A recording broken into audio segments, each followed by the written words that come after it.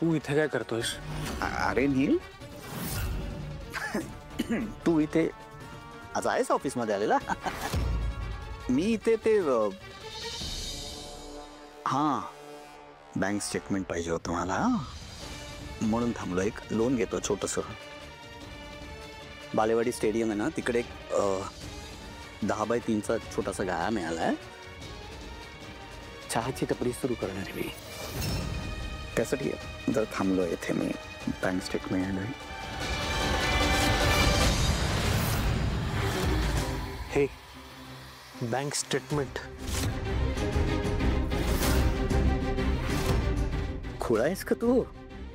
हा चेक आहे. मी bank statement पाहिजे म्हटलं.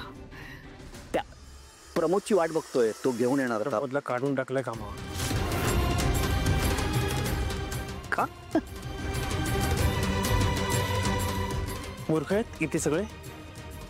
सारंगनी बँकेला स्ट्रिक्ट इन्स्ट्रक्शन देऊन ठेवले आहेत की त्याच्या परमिशन शिवाय मोठी अमाऊंट बाहेर जाता कामा नाही. आणि तू हा 10 लाखाचा चेक वटवायला आलायस? मला ते किती खोटं बोलणार आहेस हे अजून? किती खोटं बोलणार आहेस? आणि का? तुला कळतंय का तू काय करतोस ते? माझ्याशी, घरातल्यांशी, स्वतःच्या बायकोशी खोटं बोललास तू. चांगला चाललेला संसार उद्ध्वस्त झालाय तुझ्या ह्या वागण्यामुळे. आणि तू अजूनही तुझ्या पावलावर पाऊल ठेवून मोठा झालो रे मी आज. तुला कळतंय का की तुझ्यावर काय परिस्थिती आली आहे? तुझ्या लहान भावासमोर तुला खोटं बोलावं लागतंय. काय माहिती तुला? प्रॉपर्टी, पैसा एवढं मोठं असतं का आपल्या कुटुंबापेक्षा? ते नाही कळणार तुला. मी खरंच नाही कळणार. एक दिवस माझ्या जागी येऊन उभा राहा, तेव्हा कळेल. ज्या घरासाठी रक्त आटवलं ना, त्याच घरामध्ये नोकरासारखं वावरावं लागतंय मला. जाऊ दे ना, लहान आहेस तू. अरे लहान आहे म्हणून गप्प बसतोय मी. नाही तर तुझ्या जागी दुसरं कोण असतं ना, मारून टाकलं असतं मी त्याला.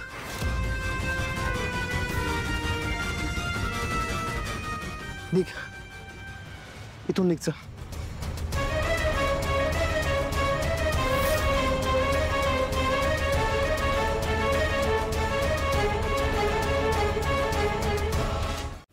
ए हॅलो, मी का फोन करेन राजकुमार दादाला? ते पण बरोबर आहे. तू फोन का करशील? पण ऐश्वर्या, योगायोग बघ, सारंग येते नाहीये, तो बाहेर आहे. हे राजकुमार दादाला कसं कळलं? ते तू सांग ना, कसं कळलं? मला काय माहित आणि मला काय विचारतोस? नाही, तुझं आणि त्याचं जमतं ना, म्हणून असं वाटलं. तू खरंच सांगितलं नाहीस ना त्याला? माझं आणि राजकुमार दादाचं जमतं, पण मी त्याला सांगितलं हे कशावरून?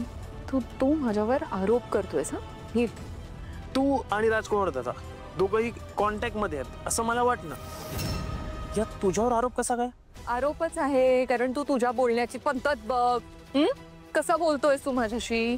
आणि काय म्हणालास की राजकुमार दादाला कसं कळलं की सारंग इथे नाही येते? हे मी सांगितलं हे कशावरून? 10 लाख रुपये काढण्याचा प्रयत्न केला त्याने बँकेतून, सारंगच्या खोट्या सह्या करून. व्हॉट? वेळीच बँकेतून फोन आला म्हणून बरं झालं. हे प्रकरण जर मॉमला कळलं ना तर डायरेक्ट पोलीस कंप्लेंट. आज जाईल तो. मला असं वाटतं मॉमला कळलं पाहिजे. नाही, 1 मिनिट. लगेच जाऊन मॉमना सांगू नकोस. म्हणजे बघ ना, परिस्थिती बघून, मॉमचा मूड बघून, एक छान सिच्युएशन बघून मी स्वतः सांगेन. तू सांगशील? 100%. आणि सारंग इथे नाहीये हे मी राजकुमार दादाला सांगितलेलं नाहीये. Trust me.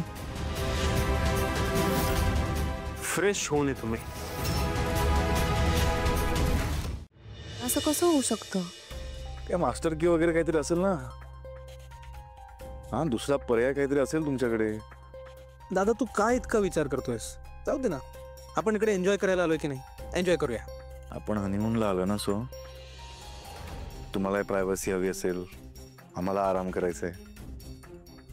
नाही, आम्हाला काहीच प्रॉब्लेम नाहीये. कदाचित मला एकट्याला तसं वाटत असेल. हो कदम, तोपर्यंत ना दुसरी खोली द्या आम्हाला. हां, ते काही दरवाजा वगैरे करायचं तुम्ही करून घ्या. पण सर, पण काही नाही. तुमची जबाबदारी आहे ती. रूमचं काय करायचं ते करा, आम्हाला दुसरी रूम द्या. अहो आराम करायचा आहे आम्हाला. हो सर, मी बघतो काय करता येतंय का. जा पटकन. काय म्हणते हे असं ऐकणार नाहीत, मी बोलते त्यांच्याशी. हा, मी बघते.